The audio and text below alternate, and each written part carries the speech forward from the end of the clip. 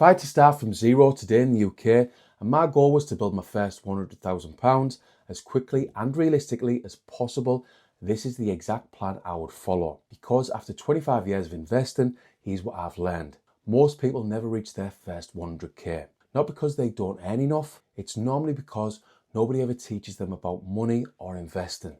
Instead, people waste years chasing quick, easy money. And like me before 2019, they tend to make painful mistakes. So in this video, I'm going to show you the exact step-by-step plan I'd follow to build my first 100k, finishing with something that can potentially get you there even faster. Why your first 100k matters.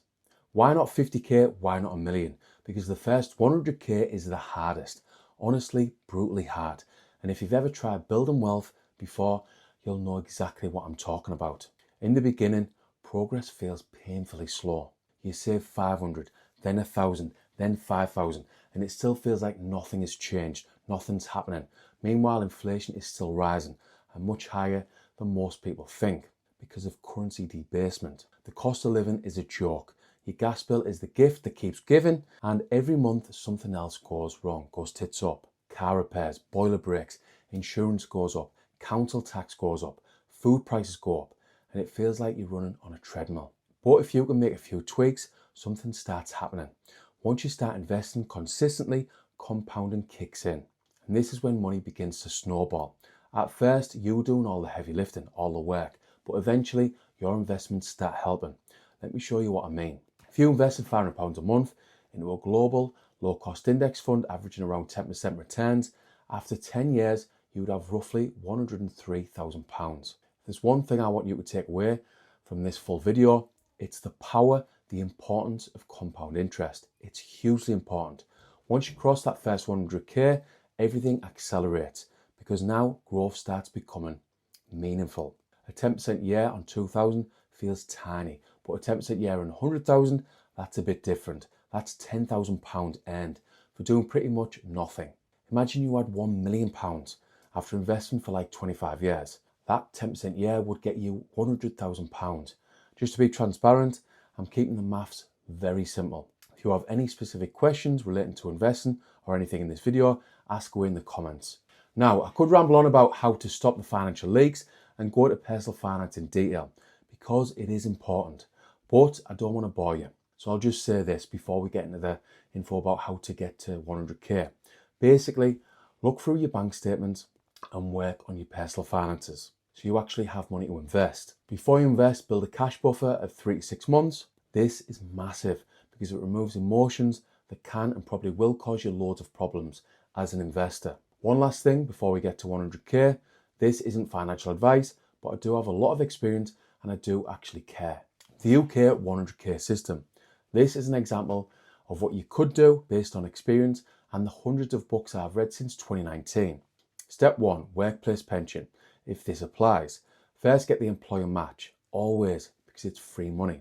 If your employer matches 5%, take it. That's an instant return. And in the UK, pensions are tax efficient. You get tax relief, employee contributions, and decades of compounding. Please don't ignore it. Step 2, stocks and shares ISA. After pension matching, it's time to focus heavily on a stocks and shares ISA. Why? Because future gains are tax-free. Dividends, tax-free. Capital gains, yes, tax-free. Growth, tax-free. Now, I've mentioned tax-free quite a lot because it's important. The tax system in the UK doesn't agree with everyone, let's just say that. But if you focus on education, there are ways to be tax efficient. The UK ISA is powerful and most people completely waste it. Step 3, the SIP. If you want more retirement investing, or if you're a contractor or business owner and step 1 doesn't apply, I'd maybe look at a SIP, especially if you're a higher taxpayer. So if you're an employee, go workplace pension plus stocks and shares ISA. But if you're a contractor or business owner, I'll go stocks and shares ISA plus SIP. Just try and keep things simple. What I would actually invest into. Now let's talk about investing. And I'll try and keep this simple as always, because investing doesn't need to be complicated, in my opinion. You don't need 40 stocks. You don't need to trade every week. You 100% don't need to stare at a chart all day. Personally, I love index funds. Low cost, diversified, simple. You're buying hundreds or even thousands of companies all at once in the same fund. America, Europe, UK, Japan, emerging markets. One investment, massive diversification. And this is where most people mess up. They chase excitement, the next hot stock, the next crypto, the next trend, and they lose years. Personally, I'd rather build wealth predictably, slowly, quietly, because boring investing normally wins. So I gave you quite a bit of info there, but didn't actually tell you any options, what you might decide to buy. Now, I can't tell you what I think you should buy because it's an individual choice and I'm not a financial advisor, but I can give you some options of funds I do like. So fund one is the Vanguard Life Strategy 100, which I've invested into for my two daughters since 2019. I like it mainly because the costs are low and it has really good diversification. It has around 7,000 companies all in one fund around the globe. Fund 2 is the S&P 500, which isn't as diversified. It has 500 of the best performing companies over in the US, the United States. This is good if you want good returns and you want to keep things simple. And if you believe the US dollar will remain strong, dominant over the long term. Fund 3 is the Vanguard FTSE Global All Cap Index Fund. Global diversification, simple, low costs, and this one is really popular with UK investors. But how to get your first 100k? Well, I'll give you some examples, and as always, I'll assume 10% average returns. 1, it keeps things simple. 2, this is based on historical long-term returns. Now I'm going to introduce my two teenage daughters again. I've invested £100 per month for both of my daughters since 2019, since they were 10. If they keep investing the same amount when they start work and continue until they are 33, so that's 23 years worth of investing, they will have just over 100k at just 33 years old from a small monthly amount. This shows how important compound interest is. Again, I'll give two more examples. Let's say you're in your mid-20s and someone like me here on YouTube has convinced you to start investing. You can afford £500 per month every month, and again you invest into global index funds. It would take you just 10 years to hit 100k. Thinking about it, I did use this example earlier. Anyway, let's imagine you were 40 and now you're earning a high income and you want to be a bit more aggressive with investing. If you invested £1,000 a month for just over 6 years, you would have just over 100k invested. Let me know how much you plan to invest and when you think you'll hit 100k invested. The 1% rule. Here's a trick I really like, something I've learned here on YouTube. Every year, increase your investing rate by 1%. That's it. Tiny, almost invisible, but over time, it will make a massive difference. If you invest 10% today, make it 11% next year, then 12%. You won't even feel it, but your future self will thank you big time. But to try this 1% rule, you need to work on increasing your income.